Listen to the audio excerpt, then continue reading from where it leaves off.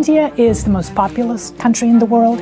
It is the fourth largest economy. It is the fastest growing economy, and it's an important geopolitical actor. Trade alliances are shifting at a speed few expected, and Canada has decided it will not stand still, while global power centers redraw the map of economic influence. Prime Minister Mark Carney has landed in India with a clear objective that reaches far beyond a routine diplomatic visit. This trip carries the weight of a $70 billion ambition, a strategic reset with the world's fastest-growing major economy, and a calculated effort to loosen the grip of overwhelming dependence on the United States. Behind the meetings and handshakes lies a deeper question about Canada's future direction. And by the end of this story, the scale of that pivot becomes impossible to ignore. Mark Carney began his visit in Mumbai on February 27th, stepping into India's financial capital to meet Indian and Canadian chief executives, industry leaders, financial experts, innovators, educators, and representatives from major Canadian pension funds already operating across Indian markets. These discussions span 2 full days of business engagement, signaling that the core of this mission is economic architecture rather than symbolic diplomacy. On March 1st, Carney travels to New Delhi, where delegation-level talks with Prime Minister Narendra Modi are scheduled for March 2nd at Hyderabad House. Later that same day, both leaders will attend the India-Canada Chief Executives Forum, a platform designed to generate concrete commercial outcomes rather than abstract declarations of goodwill.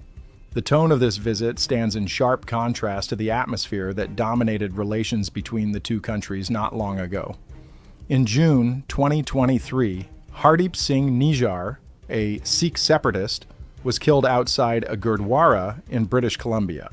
Months later, then Prime Minister Justin Trudeau publicly stated that Canadian authorities had credible evidence linking agents of the Indian government to Nijjar's death.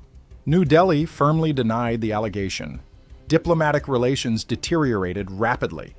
Both sides expelled diplomats. Visa services were suspended. High-level visits stopped.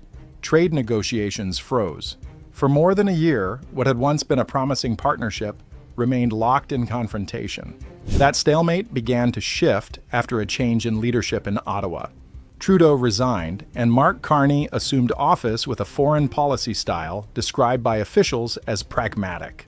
Ahead of this India visit, a senior Canadian government official stated during a media briefing that Canada now believes India is not currently linked to violent crimes or threats on Canadian soil. Officials emphasized that diplomatic engagement between national security advisors has been robust and ongoing, and they indicated confidence that concerning activity is not continuing. They added that this trip would likely not be taking place if Canadian authorities believed active threats remained.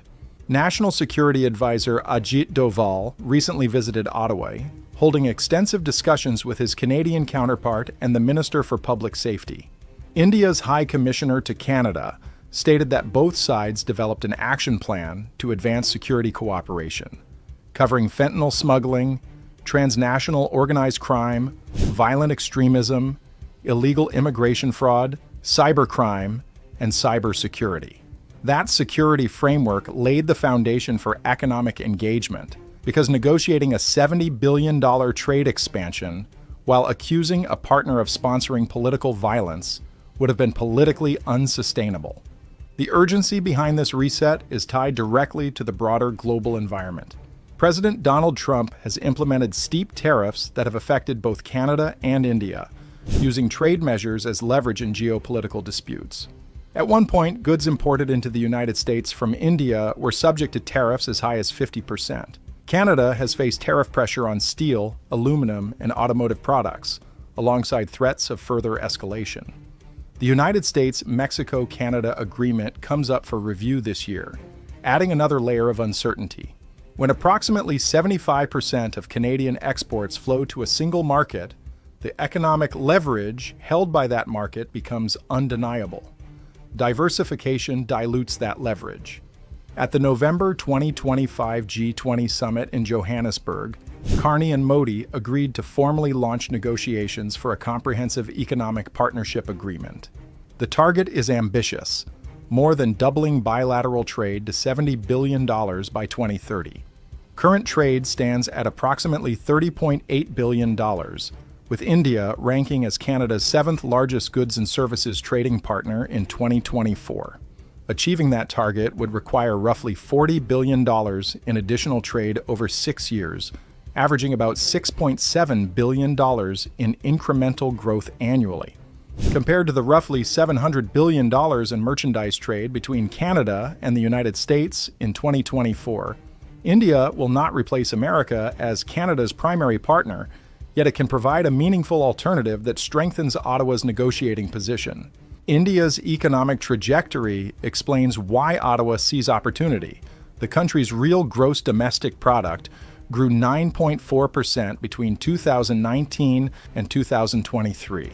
The International Monetary Fund forecasts that India's growth will continue to outpace most advanced economies over the next 5 years.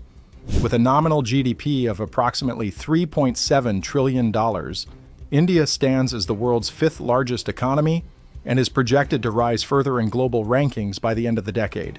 Its population exceeds 1.4 billion people, and the median age sits around 28 years, compared with roughly 41 in the United States and 43 in Canada.